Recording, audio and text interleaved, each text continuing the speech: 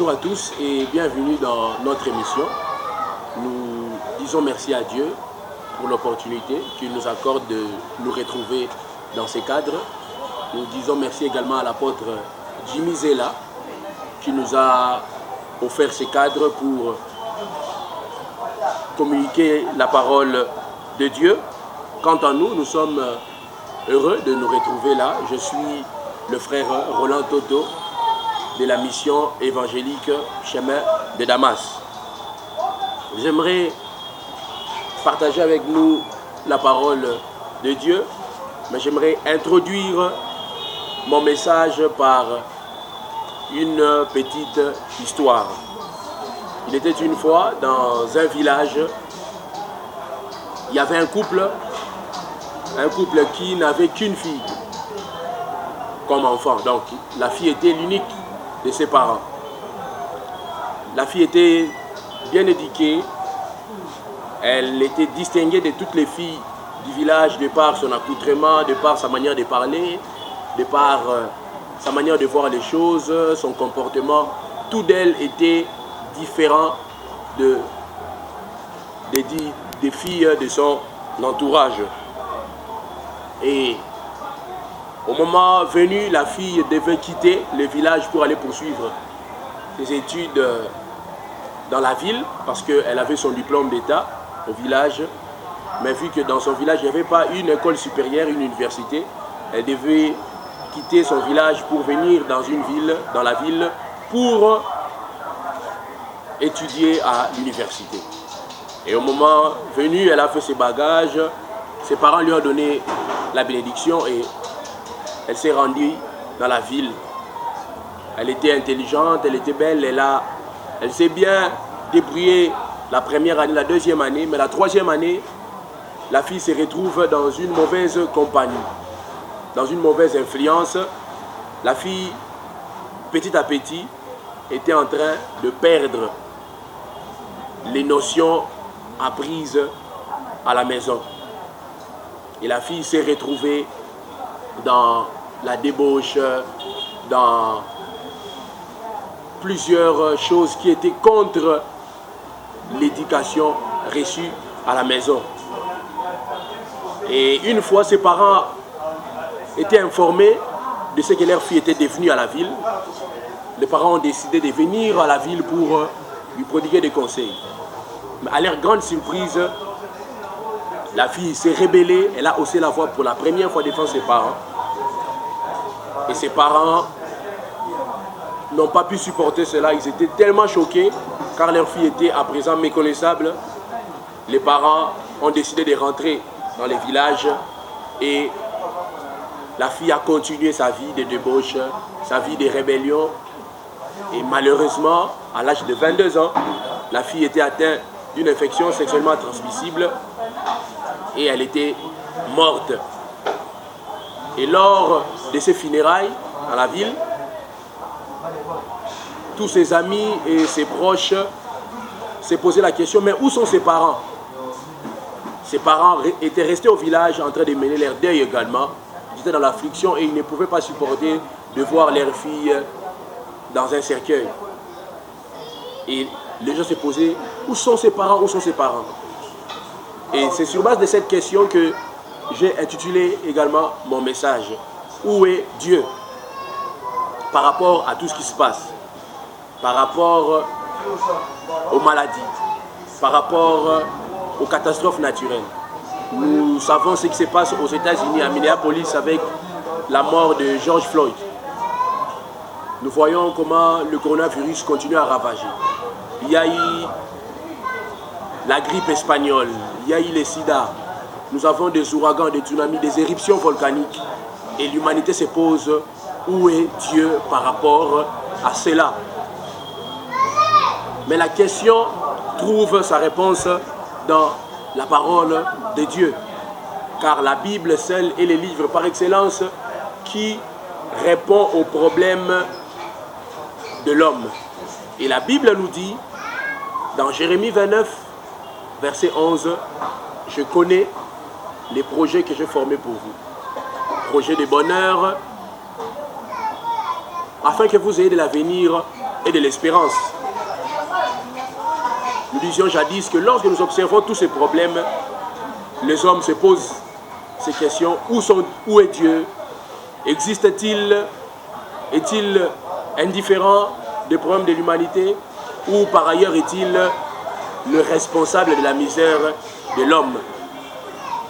La Bible, par les livres de Genèse, nous montre d'où viennent les problèmes de l'humanité. La Bible dit dans Genèse, verset 1er, chapitre 1er, au verset 26, que Dieu prit l'initiative, dans toute sa souveraineté, de créer l'homme. Contrairement aux autres créatures, Dieu a créé l'homme à son image et à sa ressemblance. Et Dieu lui a donné des injonctions de cultiver la terre, de la garder, mais il lui donna un seul commandement, un seul, que de ne pas manger le fruit qui révélait la connaissance du bien et du mal. Mais malheureusement, dans Genèse 3, nous verrons cela, que l'homme et la femme ont décidé de se rebeller contre Dieu et ils ont pris le fruit défendu. Or, l'avertissement avait été prononcé également d'une conséquence qui s'attachait à la rébellion. La conséquence était: le jour où tu en mangeras, tu mourras certainement. Mais ceux qui lisent la Bible savent que lorsqu'Adam et Ève ont mangé, ils n'étaient pas morts, ils ont continué à vivre. Adam a vécu 930 ans d'ailleurs. Or, Dieu parlait-il d'une mort physique, ou Dieu serait-il trompé parce qu'Adam était toujours en vie? Non.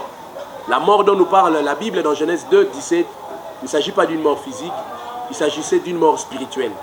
La séparation totale spirituellement entre l'homme et Dieu. Et parlant de la mort, les Saintes Écritures nous rapportent 3 types de morts. Premièrement, c'est la mort spirituelle dont parle Genèse 2, 17. Séparation spirituelle entre l'homme et Dieu. Parce qu'en réalité, dans l'homme, c'est l'esprit, dit Job 32, verset 8. L'homme est totalement séparé de Dieu. Et après la mort spirituelle, vient la mort physique. La mort physique qui atteint toute l'humanité. Maximum 120 ans après, l'homme quittera cette terre. Il sera atteint de la mort physique. Et d'ailleurs, les scientifiques nous disent, nous commençons à mourir dès le jour de notre naissance. Voilà pourquoi nous grandissons. Grandir n'est que l'image de la mort, car nous avançons petit à petit vers la mort. Et des différentes cellules meurent au fur et à mesure nous évoluons. Au fur et à un certain âge, nous portons des lunettes pour bien voir, parce que certaines cellules intérieures sur le plan des neurones dans nos yeux ne fonctionnent plus bien, ainsi de suite, jusqu'à ce que nous allons connaître la mort physique. Mais à part la mort physique, la Bible nous parle de la mort spirituelle, la mort éternelle, voulais-je dire. Cette séparation définitive entre l'homme et Dieu. Et la Bible appelle cela l'enfer, la séparation définitive éternellement entre l'homme et Dieu. Donc, en partant de Saintes Écritures, nous comprenons que Dieu n'est ni responsable, ni l'auteur de la misère ou des problèmes de l'humanité. Le problème est que l'homme a péché. Et le péché, ce n'est rien d'autre que la transgression de la loi. À la genèse de l'humanité, il y avait une loi de ne pas toucher ni prendre le fruit de l'arbre qui révélait la connaissance du bien et du mal. La Bible nous dit que le salaire du péché, c'est la mort. Et cette mort se manifeste au jour le jour par des éruptions volcaniques. Parce que nous sommes séparés de Dieu, l'homme est en train de subir les conséquences de cette séparation. Croire aux choses mystiques, entreprendre des voyages astrales, la nécromancie, par des cartes magiques, la prédiction de l'avenir, par la magie, par la divination, le contact de l'âme avec des esprits des ancêtres, ainsi de suite. Donc l'homme cherche également le bonheur et le plaisir par cela. Voilà, vous verrez, nous avons des loges mystiques, nous avons des confréries occultes, nous avons des pratiques mystiques, aller invoquer des morts, aller faire ceci. L'homme utilise également cette branche-là pour trouver le bonheur, pour trouver la paix. Et la Bible dit dans Lévitique 20, verset 27, que Dieu est contre l'idolâtrie, Dieu est contre la nécromancie, Dieu est contre l'invocation des esprits, Dieu est contre toutes ces choses-là. Et à part cette branche de la recherche du bonheur, il y a également la religion. l'homme utilise aussi la religion. La religion qui est cet ensemble des règles qui fondent la foi à une ou plusieurs divinités. Les hommes croient à des divinités, croient à des hommes qui ont marché par une conduite distinguée dans une certaine époque, et on croit en eux et on se forge un caractère de piété par la dévotion, par des rites, par des cultes, ainsi de suite, par des offrandes, par des sacrifices. L'homme recherche également le bonheur par la religion. Mais la parole de Dieu répond dans Ephésiens 2, le verset 9, que ce n'est pas par les œuvres afin que personne ne se glorifie. Les bonnes œuvres, la morale, toutes ces choses, les offrandes, les rites, tout ça, c'est bien, mais cela n'accorde pas le bonheur parfait, la paix totale avec Dieu. Et à part cela, il y a également l'autosatisfaction. L'homme cherche la paix, le bonheur par l'autosatisfaction. L'autosatisfaction via l'argent, via les sexes, via l'alcool, la musique, le sport, les études, la gloire, l'intellectualisme, toutes ces choses, l'homme également les utilise pour trouver le bonheur. Vous verrez que l'homme a créé des organisations mondiales pour lutter contre la famine, pour lutter contre les guerres, pour instaurer la paix. L'homme produit des boissons enivrantes, l'homme produit plusieurs choses pour être en paix. Il va dans des voyages, il va dans des endroits luxueux, ainsi de suite, pour chercher la paix et le bonheur. Mais un homme qui a vécu de la sorte, Salomon, dans Ecclésiaste 2, au verset 11, il nous dit, il a vécu de la sorte. Il s'est plongé dans la recherche, dans plusieurs, il avait plusieurs femmes, 700 femmes, 300 concubines, ainsi de suite. Il a vécu dans les luxes, mais après cela, il dit, vanité des vanités, tout est vanité, et ce n'est que la poursuite du vent. Donc nous comprenons également que ni les pensées athées, ni les choses mystiques, ni la religion, ni l'autosatisfaction ne produisent le bonheur total ou offrent à l'homme la paix qu'il est en train de désirer. Et par cela, nous donnons raison à Blaise Pascal qui disait que dans l'homme, il y a un vide en forme de Dieu. En l'homme, il y a un vide. Il cherche à combler ce vide-là, les uns par l'athéisme, d'autres par le mysticisme, les uns par la religion et les autres par l'autosatisfaction. Mais Dieu a permis cela pendant un certain temps. L'apôtre Paul nous dit dans Actes 17, versets 26 à 27, que Dieu a permis que les hommes puissent le chercher. Il a permis qu'ils cherchassent le Seigneur par tous les moyens possibles en tâtonnant. Les hommes ont tâtonné par des pensées athées, ils ont tâtonné par la religion, ils ont tâtonné par le mysticisme, ils ont tâtonné par l'autosatisfaction. Et après tout ce temps-là, Dieu, dans son grand amour, décide de venir en aide aux hommes.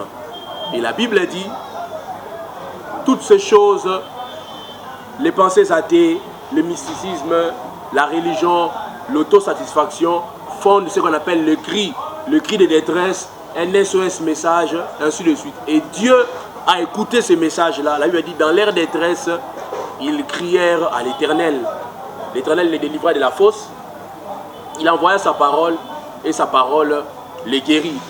Nous sommes dans le psaume 107, verset 19 au verset 20. Dieu a envoyé sa parole qui n'est que lui-même.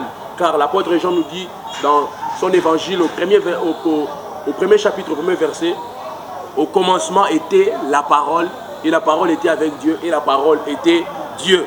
Et au verset 14, la Bible dit, et la parole a été faite chair. Donc Dieu qui n'est rien d'autre que la parole, s'est fait chair en la personne de Jésus-Christ. L'apôtre Paul, rendant témoignage de Christ, il dit, en lui reposait toute la plénitude de la divinité. Donc Dieu s'est fait homme à la personne de Jésus. Car Dieu n'a pas voulu violer les règles qu'il a lui-même établies. Il dit dans sa parole que les cieux sont les cieux de l'Éternel et il a donné la terre aux humains. Si aujourd'hui une fourmi a un problème, même les vétérinaires les plus instruits n'ont pas la possibilité de le soigner totalement. parce que la fourmi est infiniment petite et l'homme ne peut toucher la fourmi pour lui prodiguer de soins médicaux. Et c'est ce qui se passe avec Dieu. Dieu est infiniment grand. Salomon rend témoignage de lui, il dit que les cieux des cieux et la terre ne sont pas capables de les contenir. Si Dieu descendait, c'est comme un humain qui va se plonger dans une termite. Ce serait impossible car il sera en train d'écraser. Il sera en train d'écraser ces personnes, cette catégorie d'animaux. Et Dieu n'a pas voulu descendre dans toute sa gloire. Dieu a voulu se rendre semblable aux humains. La Bible dit dans Hébreux, chapitre 2, verset 17, qu'il est venu en aide à ses semblables. Il s'est rendu semblable à nous.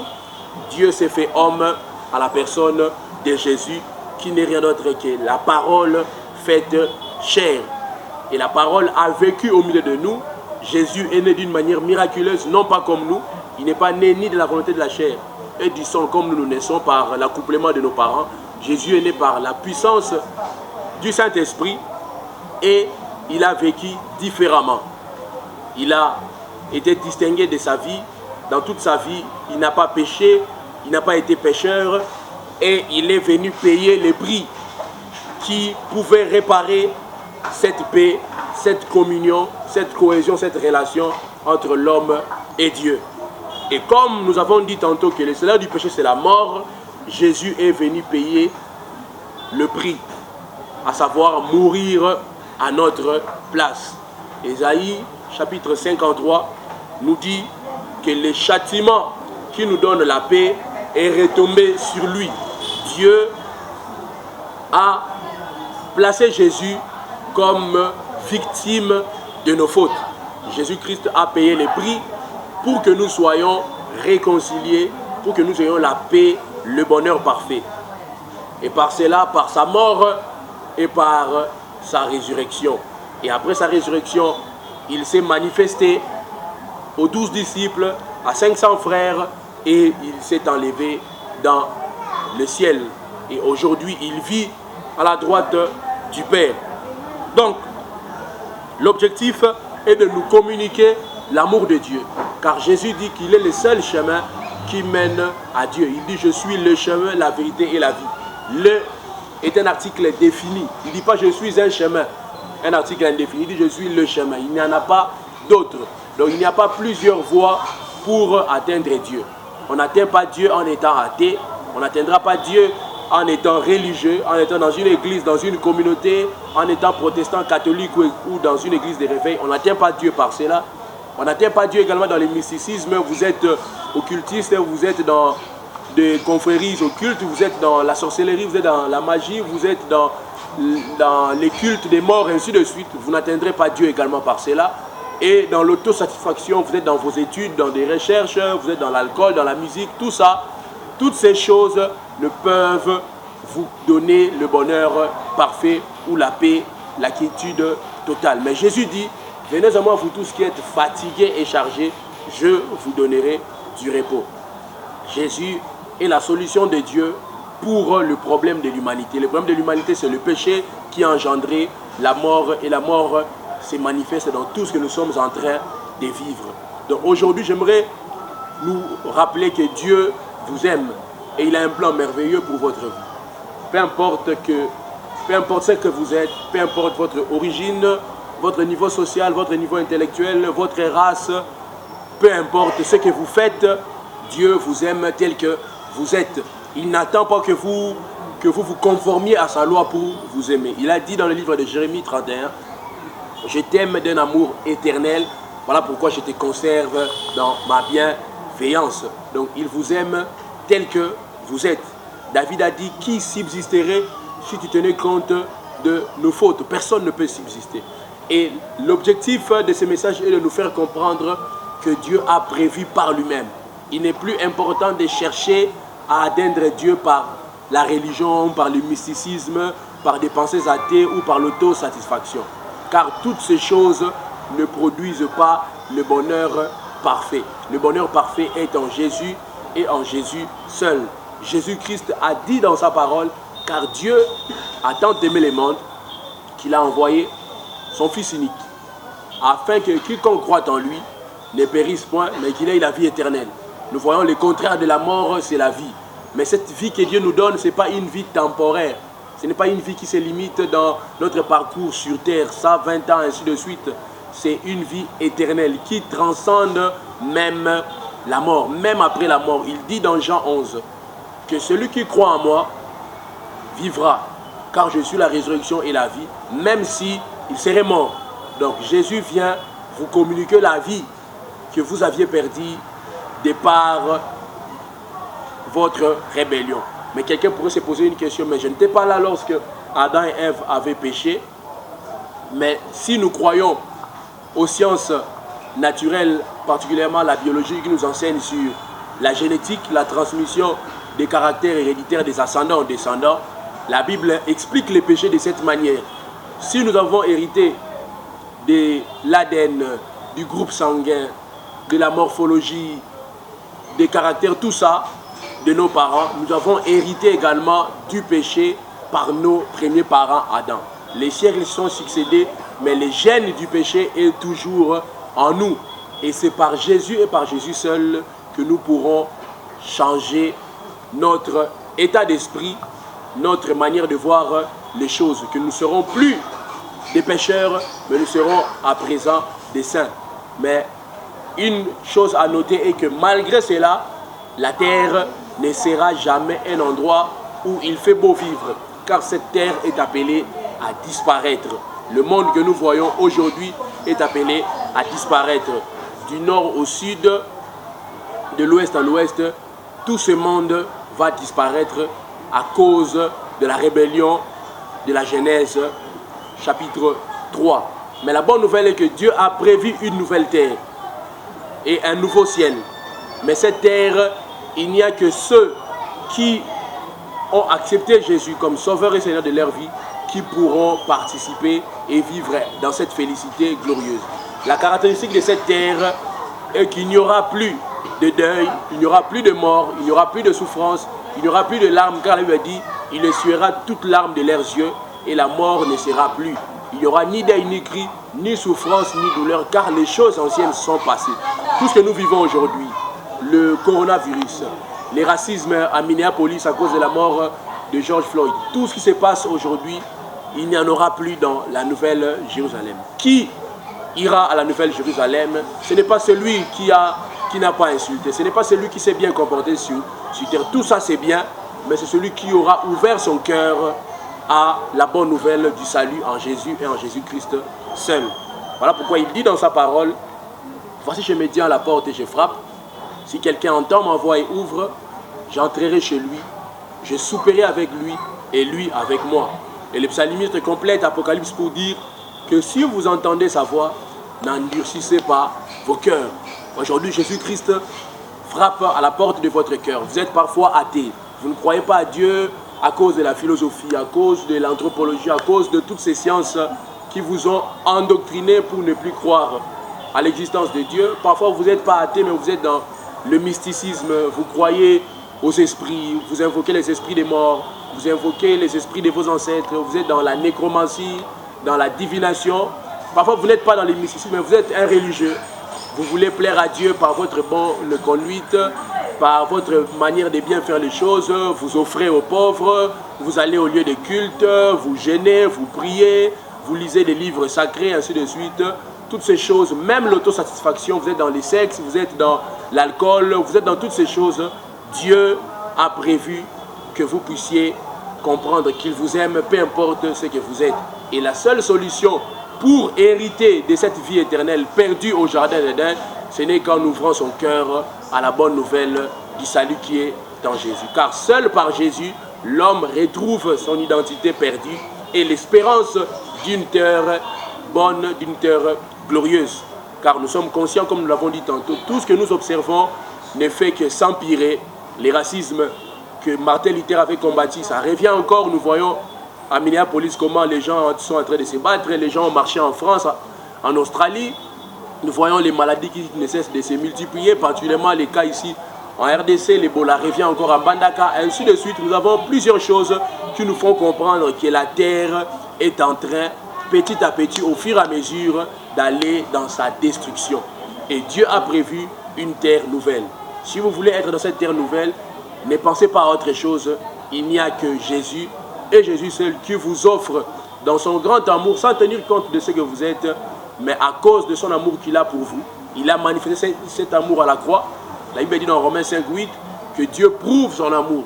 En ce que lorsque vous étiez encore pécheurs, Christ est mort pour nous. Avant votre naissance, avant que vous connaissiez quoi que ce soit, Christ a déjà payé le prix qui pourra vous réconcilier entre lui et vous. Et si vous êtes d'accord avec ces messages, vous allez réciter cette prière que nous appelons la prière du salut. Et par cette prière, vous allez ouvrir votre cœur au Seigneur. Mais notez bien que Dieu ne tient pas compte de vos paroles, mais il regarde l'état de votre cœur. Si vous êtes d'accord, vous allez réciter après nous. Seigneur Jésus, j'ai entendu ta parole. Aujourd'hui, je comprends que peu importe les voies, peu importe les moyens, je ne trouverai pas la paix ni le bonheur parfait. Par ces messages, j'ai compris que tu es l'unique solution pour mon péché. Et sur base de ma volonté, je confesse de ma bouche le Seigneur Jésus.